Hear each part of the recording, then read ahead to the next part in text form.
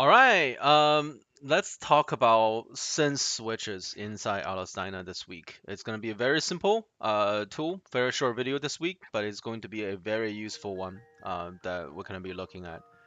Okay, so sense switches are essentially these five, or maybe a little bit more, depends on your versions.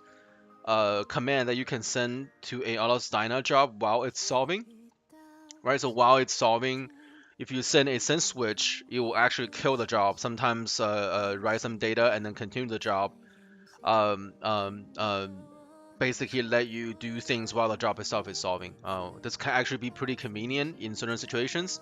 So I'll do a very quick demonstration of some of these options and to sort of showcase why it can be very helpful in certain situations. Okay. All right, so what we have here is a very simple input file. It's a dummy input file that I made. Doesn't matter what it is. Okay. And then what we're gonna do here is that we're going to solve it, like with LS run right now. I'm just gonna solve it. Okay. Oh, actually, I'm gonna let me turn the in first, since I'm gonna have it in here. Okay. Now, let's let the job solve for a second. Okay, so you notice I'm using VS Code. Over here is my output file, which I'm tracking in real time, right? And you can sort of see a bunch of files being written here. All right. Now, what needs to happen for a sense switch to be called upon to be invoked is to generate what's called a D3 kill. It's D3 K with one L, D3 kill file, right? That's D3 kill file. It has no extension, right? So when you generate this file, you basically do like file save, and then you want to make sure there is no extension. Okay, it's not a plain text. It's literally a no extension D3 kill file. Now within VS Code, what's very convenient within VS Code is that I can actually update a file even when the file doesn't exist in the folder, right? And then when I save it with Control S, which I'm about to do. Now pay attention over here. It's actually going to stop the job. It's actually going to generate a kill switch right away. You see, now the job is basically terminated because I generated a D3 kill file. And then that basically killed the job, right? Now you realize when the job is killed, now if you look at the summary informations, right, there's basically what we generated is a dump file, which is like a LS-Dyna version of a restart file. This dump file is what basically will allow you to restart the LS-Dyna job, right? So if we pay attention to what happened, right? So the job ended at 3 to -3 second termination time, right? If I want to continue the analysis from 3.0 -3 second forward until the termination time, all I have to do is to generate a simple restart, right? So I'm just gonna, this is already pre-prepared. Now, I made a video about simple restarts earlier. But basically, all you have to do with a simple restart is that you remove the input line, the input file from the command, and you added R equal to D3 dump file. The NN here stands for the latest letter, which is 01 in this case. So as you can see, we'll have a dump3 D3 dump 01 file. I'm gonna call this file as my restart file because that's what's being written when I use the kill switch sense switch number 1. Okay. So when I read submit a job without the input file but with a D3 dump, right? And if I restart this, and then I'm gonna click, or actually I'm gonna add the S again, right here, bam.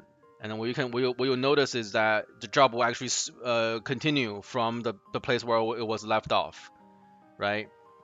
And that's actually one of the best ways. If you think about the application of this, is that, say for example, you have a very long LS-Dyna job that you have to stop because the company is doing a server maintenance, for example, or maybe they had to restart the head node. Whatever the situation may be, you can use a sense switch number 1 to stop the job, then restart it with a D3 dump. And it's as if, all the time you spend solving the model before the server restart doesn't have to be wasted, right? You don't have to restart from the very beginning. So that's a very, very useful thing to do. And I will tell you, I wish I knew this a couple years ago when I was working my previous job, right? This would have saved me a lot of headache if I knew how to do this a couple years ago. Okay. Now, there are many other things that we can do, right? So if you look at the kill switch, the sense switch here, we can actually report cycle number and time. We can write a restart file, but let LS-Dyna continue. We can write a plus state. We can also flush the ASCII file buffer. But the most useful one is sense switch number 1, right? Because this is where you can actually restart a file and let the job go. So I can just demonstrate real quick, right? If I do SW2, right? You notice how the D3 kill file doesn't exist because there's a dash across it. There is no D3 file here, but I can use VS Code. I can change the file and then save. As soon as I save, you can sort of see here. Then update. You see the send switch 2 is detected, and it's going to report the cycle we're at, and then write out some information, and it's going to continue, right? Because the send switch number 2 is basically we're reporting the cycle number, then continue. Now, if I were to do, now you notice as soon as I did the send switch 2, you see how the D3 file is gone again, right? So every time you invoke the D3 kill file, it actually deletes itself. So which allows you to do like another D3 kill command with send switch 3, which is going to generate a restart file, but you see the D3 dump O2 is being generated, right? That is a restart location in the model. So if you want to restart the model from D3 O2, you can start there. So why is this useful? Let's say you are reaching a very critical area of your model, right? And from here on out, you might want to restart from that point. You can, so you don't have to resolve everything before D3 dump O2. You can just start from that cycle right there, right? So send switch number 3 allows you to write a restart file and then continue the analysis.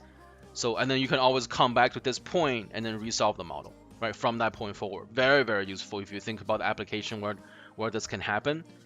Plot state, I'm not gonna talk about it, and the flush ASCII file is not really that. It's just mostly for getting a temporary state of your files, of your D3 plot and your ASCII files. Not too big of a deal.